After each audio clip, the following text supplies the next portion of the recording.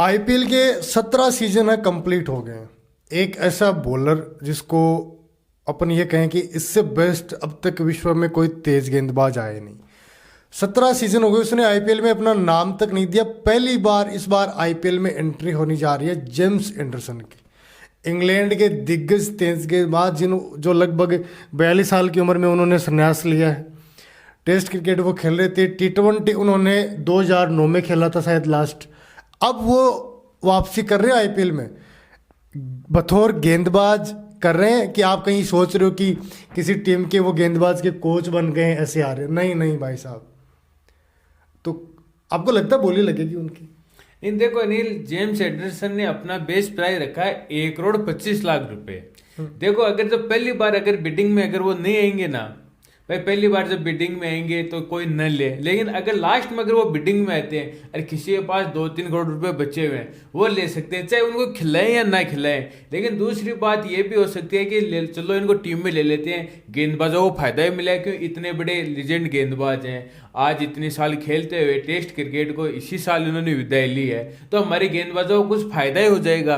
भाई जो bowling coach की जरूरत होती है, आपको वैसे भी लेना आता है बॉलिंग कोच, तो आपके साथ ये 1.5-2 महीने अगर बॉलिंग कोच, अगर उनको एज ए बॉलिंग कोच लेंगे तो आप बोल रहे हैं ना कि अगर 1,25,00,000 रुपए उनकी प्राइस है, बॉलिंग कोच के लिए आएंगे तो उनको 10-12 करोड़ रुपए खर्च करने पड़ेंगे ना। हाँ तो बिल्कुल, इसीलिए तो सस्ते में निपटाए जा रहे हैं। वो बॉलिंग कोच की भूमिका भी निभा सकते हैं और जरूरत पड़ने पे एक आधा मैच भी खेल सकते हैं। देखो और कोई टीम का तो मेरे को मालूम नहीं है जाएगी या नहीं जाएगी, लेकिन मेरे को लगता है कि चेन्नई सुपर किंग है ऐसी टीम है जो ये खोटे घड़े होते हैं ना, जिनके ऊपर कोई भी दाव नहीं लगाती है, बूढ़े घोड़े। बोलना नहीं चाहिए, लेकिन वो बुड्ढू से ज्यादा प्रेम करते हैं। बिल्कुल, इनको वही चाहिए। उनकी एवरेज टीम का अगर 35 के आसपास नहीं होना तो खेलते नहीं है। अब जेम्स एंडरसन को वो मेरे हिसाब से वो लेंगे। और दूसरी बात उसमें ये भी है नील कि जेम्स एंडरसन को इसलिए भी ले सकते हैं कि डेरियन ब्रो जो उनके बॉलिंग कोच थे पिछले सीजन तक, वो अब की बार केकेआर के साथ जुड़ गए हैं। उन्होंने अपने बॉलिंग कोच की अभी तक घोषणा नहीं की है, तो उनका वो पद अभी तक खाली है बॉलिंग कोच का।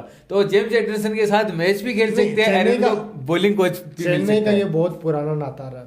सब चेन्नई की नजर डुप्लेसिस भी है, बिल्कुल है, 40 से अबव है, 40 से। और मैं एक बात और आपको बताऊंगा कि जब शेन वॉटसन चेन्नई से खेल रहे थे ना, तो शेन वॉटसन ने संन्यास लिया था अपने स्वयं, उन्होंने खुद ने लिया था कि भाई मैं नहीं कर सकता हूँ। चेन्नई ने उनको उसके बाद भी अप्रोच किया कि आप एक सीजन तो और आ जाइए।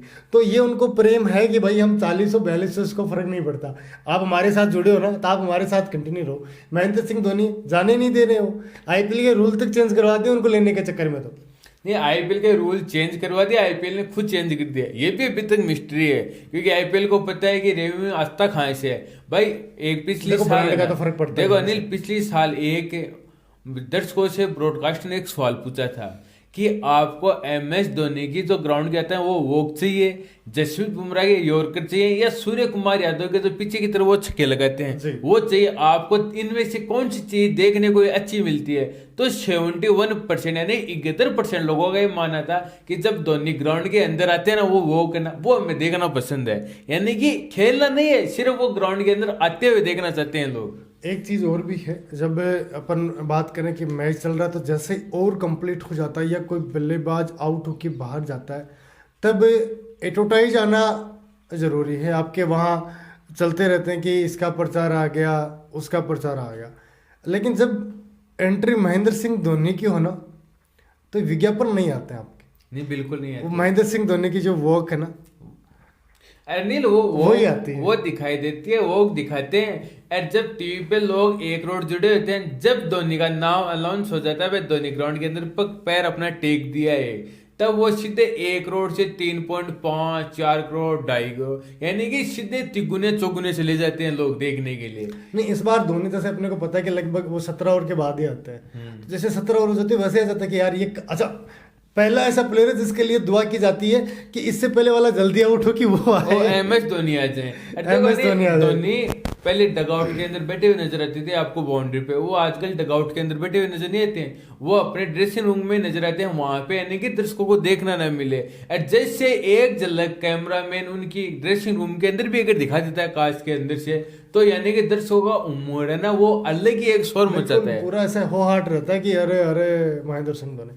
खैर बात कर रहे हैं जेम्स एंडरसन की, तो इस बार उन्होंने कहा कि भाई हमको खरीद लीजिए, हम आ गए हैं आपके आईपीएल में। और उनके दो दिग्गज बल्लेबाज वर्तमान में वो नहीं आ रहा है। बिल्कुल, जेम्स एंडरसन और जो रूट बेन स्टोक्स और जो रूट है ना, जो रूट ने तो ये बोला है कि भैया मैं, देखो उनको पता है कि मैं सिर्फ टेस्ट मैच खेल रहा हूँ, तो वो वैसे नहीं आ रही कि टेस्ट मैच की मैं तैयारी करूंगा। और बेन स्टोक्स ने भी अपना नाम नहीं दिया। और अच्छा किया बेन स्टोक्स ने, देखो किया क्या है, 2022 के आईपीएल के अंदर वो आए थे, एक मैच खेला था। 2023 के आईपीएल के अंदर 16.5 करोड़ में चेन्नई ने खरीदा था, 2 मैच खेले थे। 2024 का आईपीएल का एक भी मैच नहीं खेला। अरे अब की बार मेगा ऑप्शन के उन्होंने अपना नाम भी नहीं दिया। अब अनिल इस बार उन्होंने नाम नहीं दिया, तो यानी कि बेन स्टोक्स ये आईपीएल नहीं खेलेंगे 2025 का, और 2026 का भी नहीं खेलेंगे, क्योंकि बीसीसीआई ने पहले रूल निकाल दिया था कि जो अब की बार मेगा ऑप्शन में अपना नाम दर्ज नहीं करेगा ना, वो अगले साल मिनी ऑप्शन के अंदर भी नहीं बिकेगा, उसको कोई खरीदार नहीं मिलेगा। तो यानी कि आपका जो रूट, बेन स्टोक्स, इन दो का आईपीएल करियर और हो गया, यानी कि वो आपको आईपीएल में कभी भी खेलते हुए नजर नहीं आएंगे।